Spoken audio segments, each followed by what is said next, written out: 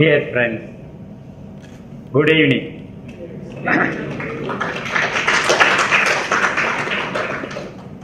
Thanks for the TEDx friends organizers for giving me this opportunity to be with you in this evening. We can avoid anything but not food. So we need to think more about food. Recently, the newspapers carry the message from New Delhi about the food security bill. Our ministers told if a person is earning more than 28 rupees in the rural area, he has jumped over the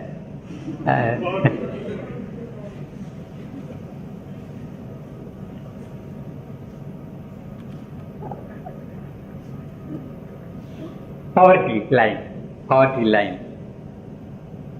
And if he is able to earn 32 rupees in the urban area, he is above the poverty line.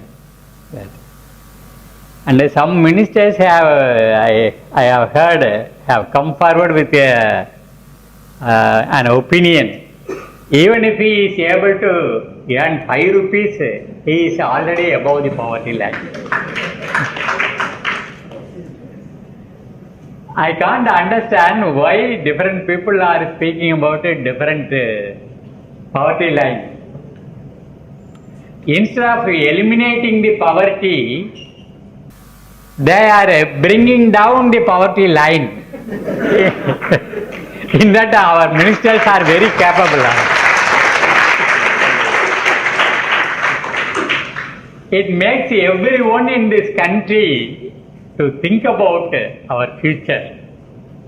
In what way we are going to solve this food security question. And our Prime Minister has told the day of independence.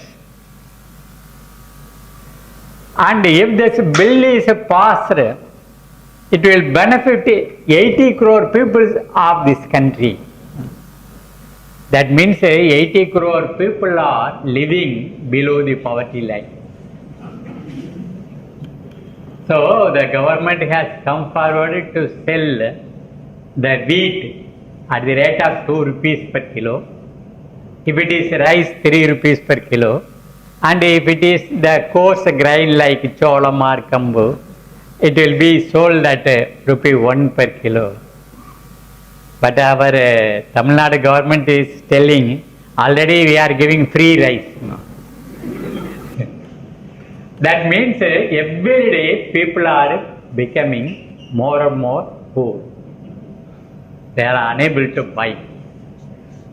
All the plans, programs, everything is going on against the welfare of the community, and it creates unemployment, low income generation, and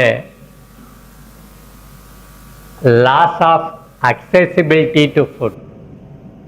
There is no question of lack of food.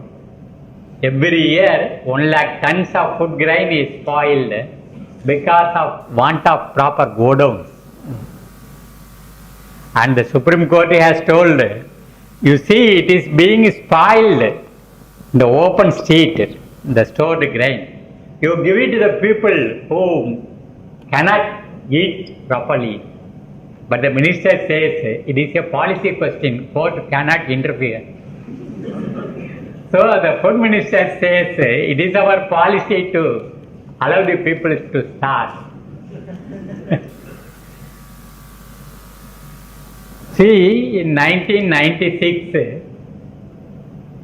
the United Nations convened one conference on food security. There it was discussed what is food security. If there is enough food for the citizens of the country, then it is called availability. If the people are able to buy the grain and consume it, it is called accessibility. If one person wants food out of rice or ragi or jowar, they should be provided with what they wanted. It is called acceptability. And their food should be poison free. It should have nutritive value. Then only we can call it food security. So in 1996, all the representatives of all the government joined together. They told the UN in 2015, we will reduce the poverty 50%. Then people like us asked them, what is your plan to the other 50% of the people who are in the poverty line? There was no answer. But after 10 years, in 2006, again UN convened one conference to review what they have done in this way of eliminating the poverty line. Not a single steps have been taken by any country to reduce the poverty line. Now, recently we went through one news.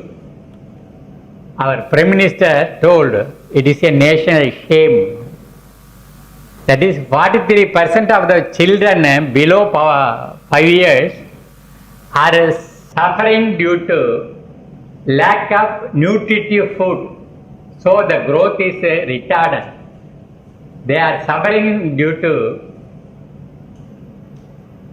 they are unable to resist the diseases. So on the outside it seems they are taking food, but those food doesn't have the nutritive value. So malnutrition is a major disease or major cause of retardance of the children of this day. Our government is unable to do that. 60 years after freedom, our country is unable to feed the whole population.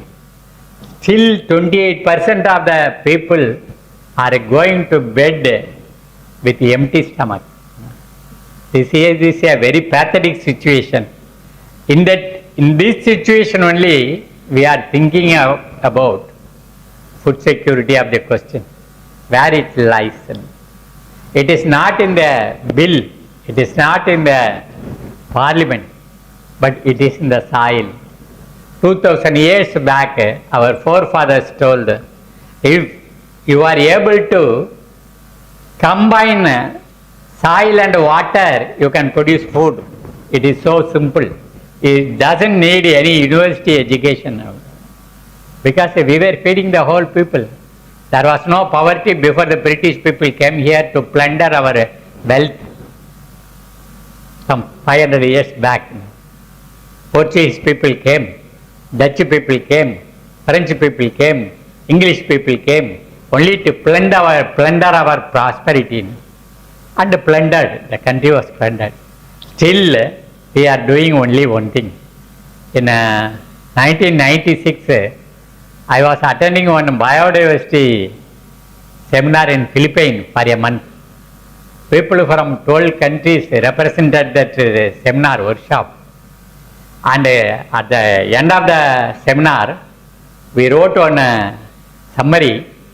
The core sentence went like this. Before 1960, what was there was agriculture. After 1960, what is there is agri-business. The nature of the agri-business is import dependent and export oriented. They are always thinking about import and export. They don't think about the soil or the producer or the consumer. During the last 15 years, 250,000 farmers have committed suicide in this land because they are unable to pay back the loan they got for the protection of their crops and other things. Now, the government is spending more money on fertilizer, hybrid seed, water and electricity.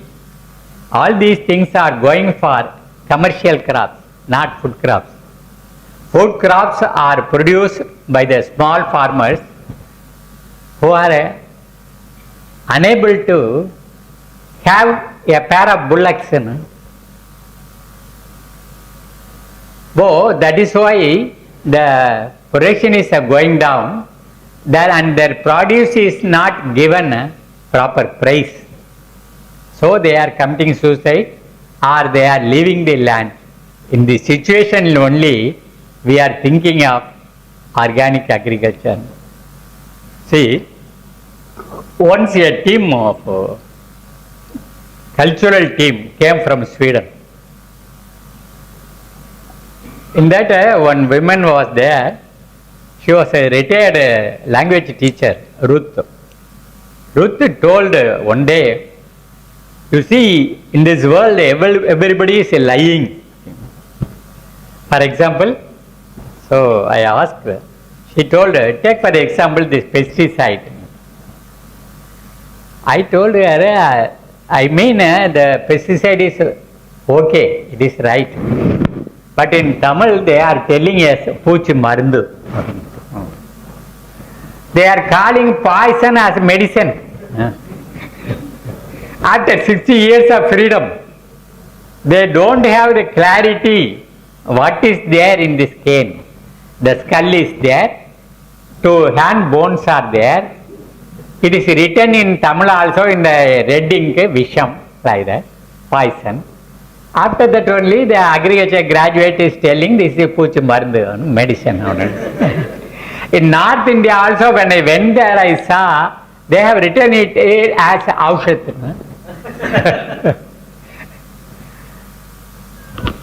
But that Ruth told, I don't know your language problem, but you told pesticide is okay. How is it right? I told what my professor told in the agriculture college. He told, if any word ends in side, it will be killing something. If it is killing the pest, it is a pesticide. If it kills the insect, it is insecticide. If it kills bacteria, it is bactericide. If it kills fungus, it is fungicide. If it kills rat, rodenticide. If it kills the spider, it is acaricide. If it kills herbs, it is herbicide. If it kills weeds, it is weedicide. If human beings are killing the other humans, it is a genocide. And if you commit yourself, then it is called suicide.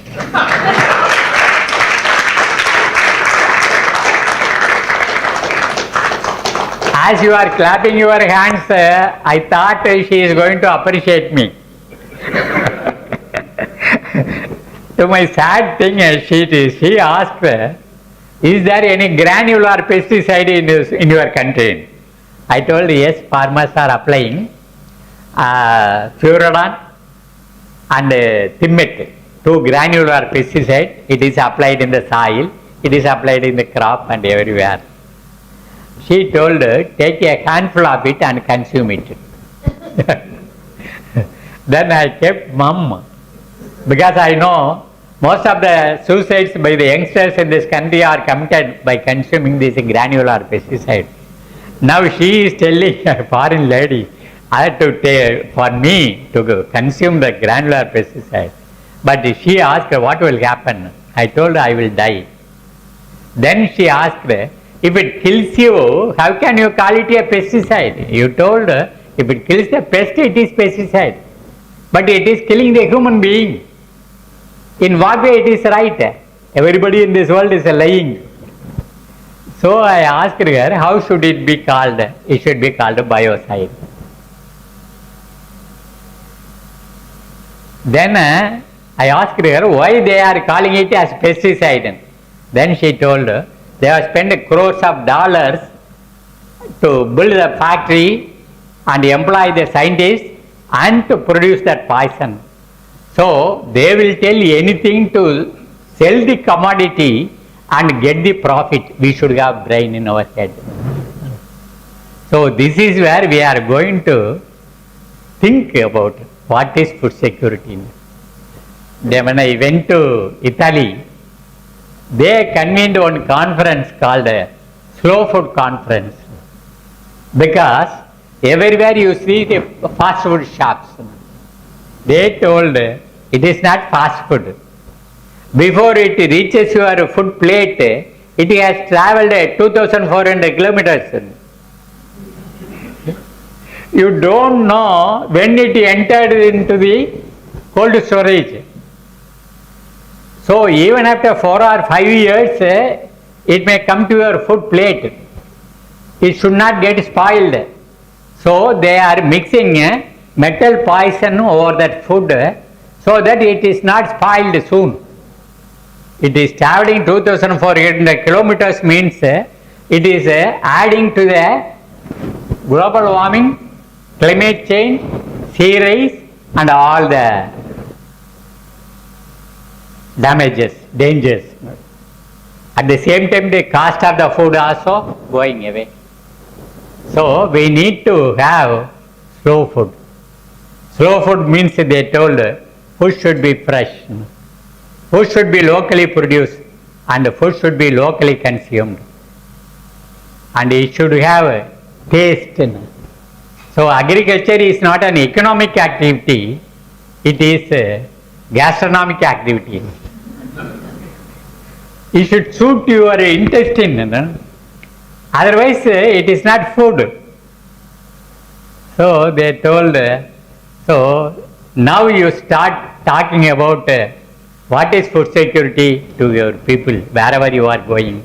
So wherever we are coming, we are talking about, and we are telling, I think I should not take too much time of you.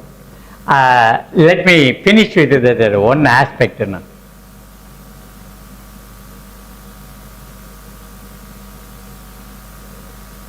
In a scientific way, unscientific truths are being broadcast throughout the country.